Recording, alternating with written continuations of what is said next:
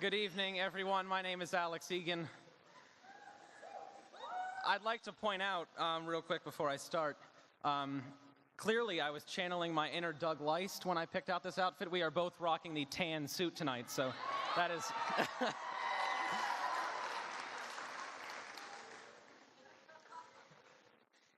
At the beginning of our journey together, we were all confused about high school. Bless our hearts, we had our heads held high and we weren't going to let anything take us down. Yeah, that lasted about 5 minutes on the bus ride over, but our emotions drastically changed when we were given a schedule and 5 minutes to find our first class in the maze that was the high school. We had to fit in. We had to fit in a hurry. Yeah, we had to fit in, but when I was a freshman, I realized I wanted something else. I wanted to be my own person. Fitting in wasn't the goal. Fitting out, that's what I wanted. But how? I remember studying for a test in Mr. Woodall's Honors World History class freshman year. I'd been studying with my dad for hours, and he asked me if I felt ready for the test. I knew there was no way I could fail, but I still felt nervous knowing Mr. Woodall. He told me his dad, my grandfather, always told him to dress up on the day of the test.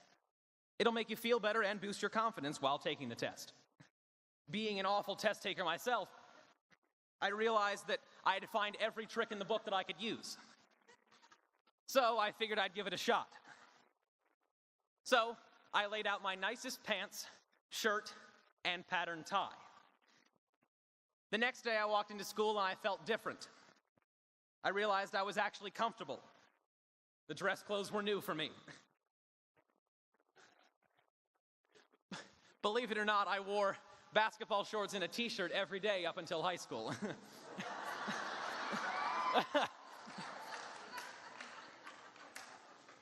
But nobody wore a tie to school. I was going to stand out.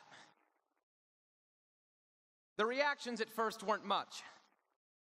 But after doing it a few times within the week on different test days, people started to notice. I got many compliments. Why so fancy, they asked. What's the occasion? When I responded with a flat, nothing, everyone accepted it. I didn't even have to give the real reason. I was stunned that actually dressing up instead of just test days could make me feel happy and, again, comfortable. Dressing up was just me. What's your thing? Be yourself. Absolutely be yourself. You shouldn't go through life fitting in. Don't make yourself fit into the mold of society. Break that mold and embrace who you are. Be original. People will accept you for that. I know they will. Not a single person in high school made fun of me for dressing this way or doing my hair like this. Thank you for that, by the way. That is how you fit out, by being yourself. Dress in what you like. Do your hair how you want. Step out of the normal for once. I did. And it's led me to finding my true self. How many doors can you open by taking risks and being brave enough to rock this world your style? Being yourself isn't easy at first.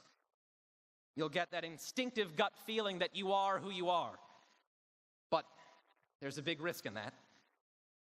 There will be challenges along the way, and you will probably be knocked down more than once. Finding yourself is an ongoing process, and it never stops. When your path of life knocks you down, what is going to get you back up? As we made our way through the labyrinth of high school, some of us took turns left and right, not knowing the exact outcome of every situation. And that's okay. It's okay to not know if you're going to succeed or fail. You just have to go for it. It took me a long time to realize that. Your failures are the only way you get better. As cliche as that may sound, it's true. I mean, I suck wind at math, but I didn't let that get me down. even if it gave me headache after headache and made me want to jab my eyeballs out of my skull, I still got through it. Aside from math, it has also been difficult starting a new piece of artwork. I was always so careful early on in high school about the possibility of failure, so I avoided it at every cost. This may have actually limited me from even greater success. I guess we'll never know.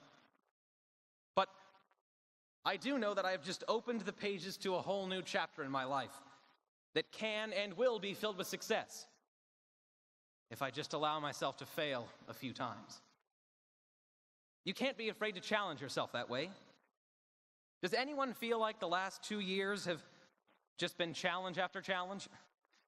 It seemed like there was always one more ACT this or SAT that. The assessments and standardized tests never seemed to stop rolling in.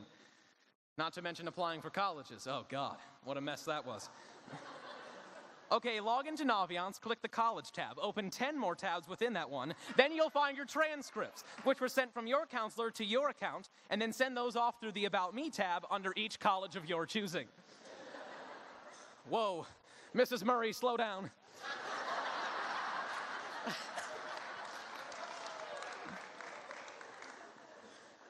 See, it was a whole big mess for students and teachers alike, but we all got through it together, like we've always done. Now, here we are today. Have you thought about it these last months? That everything you're doing for the last time.